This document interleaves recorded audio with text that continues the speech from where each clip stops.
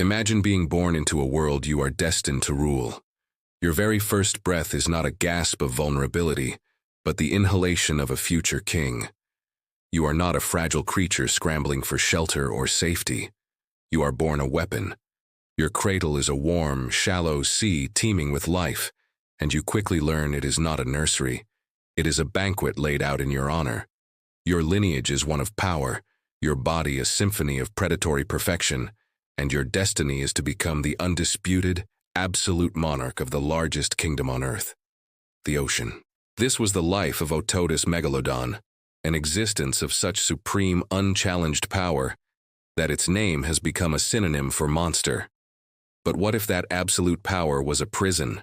What if your greatest strengths were a ticking time bomb, and your perfect world was built on a foundation of sand, destined to be washed away by forces you could neither fight nor comprehend? Today, we dive into the warm, blood-rich seas of the past to uncover the profound, hidden tragedy of the Megalodon. Is it truly the worst thing to be born as?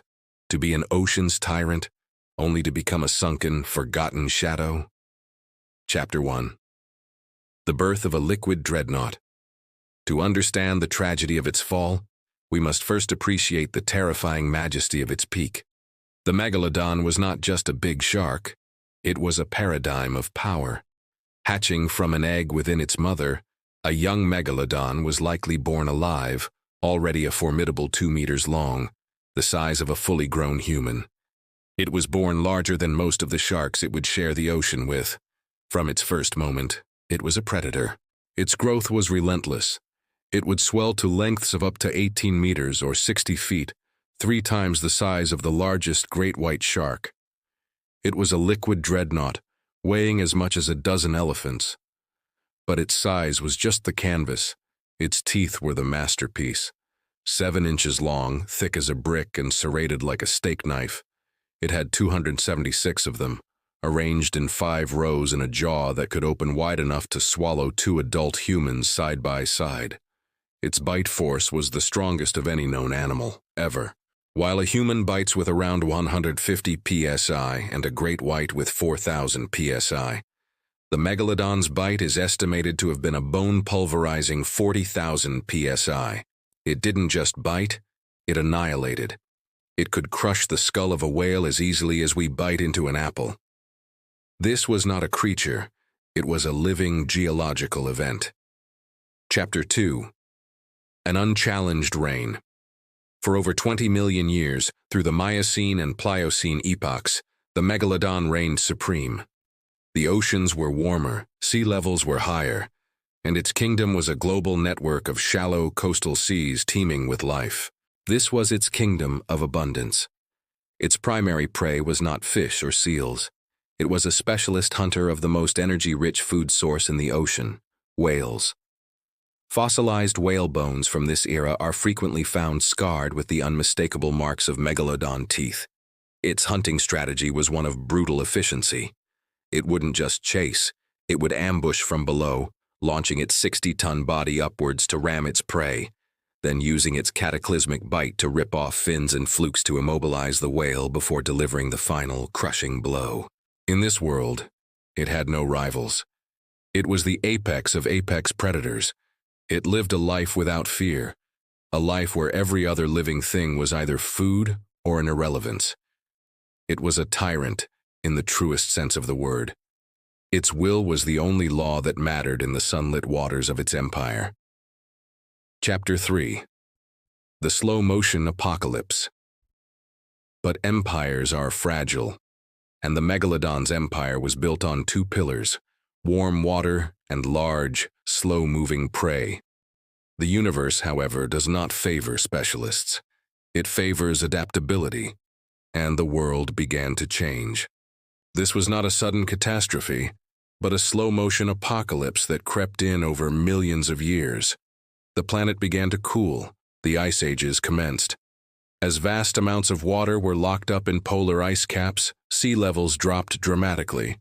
The warm, shallow coastal seas that were the Megalodon's prime hunting grounds, its royal banquet halls, shrank and disappeared.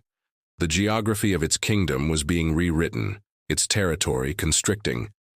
The second, more devastating blow was a change in its prey.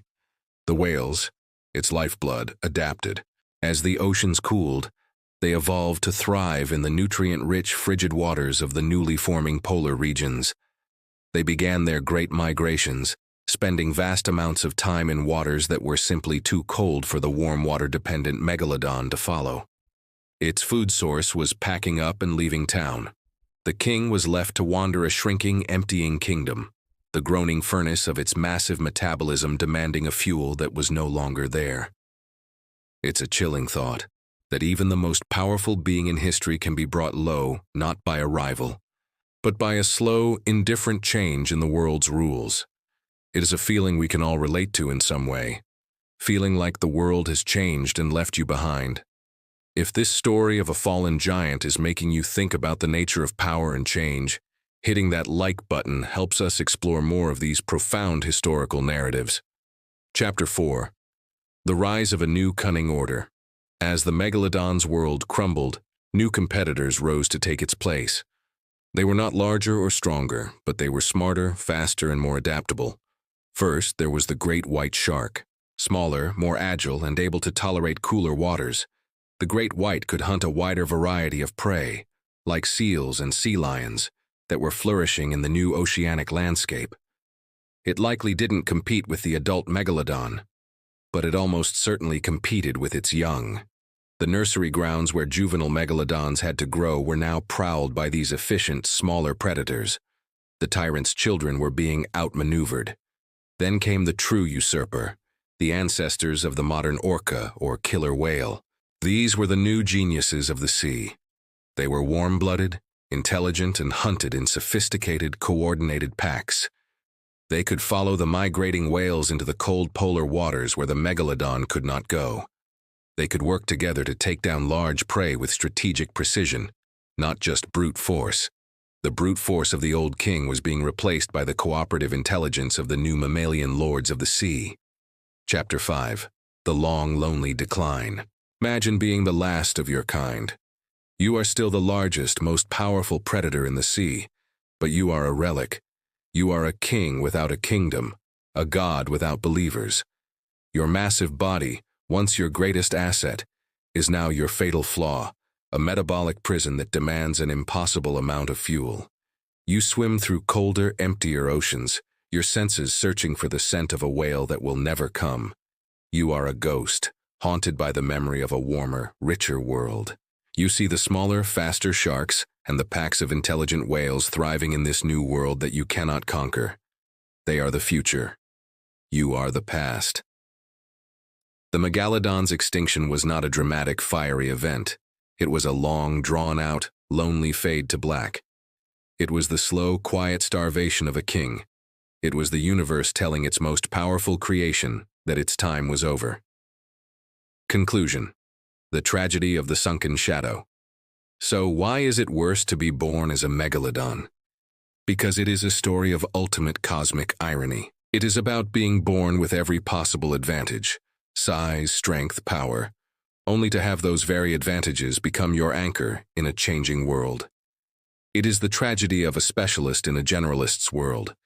It is about reaching the absolute pinnacle of existence, only to discover that the pinnacle itself is a trap. Its life is a profound cautionary tale about the illusion of permanent power. It teaches us that no reign is forever, and that adaptability will always triumph over brute strength in the end. The Megalodon didn't go extinct because it was weak.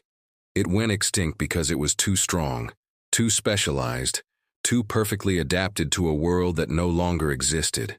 Today, all that remains of this ocean tyrant are its fossilized teeth, triangular tombstones of a fallen empire. Its body is gone, its roars are silenced. All that is left is a sunken shadow, a monstrous ghost in our collective imagination, a timeless and terrifying reminder that even the greatest kings must one day bend their knee to the relentless, indifferent tide of change. The echoes of these lost giants teach us profound lessons about our own world and our place within it.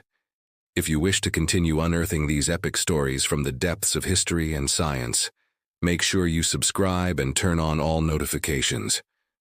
Until next time, remember the sunken shadow and the fall of the king.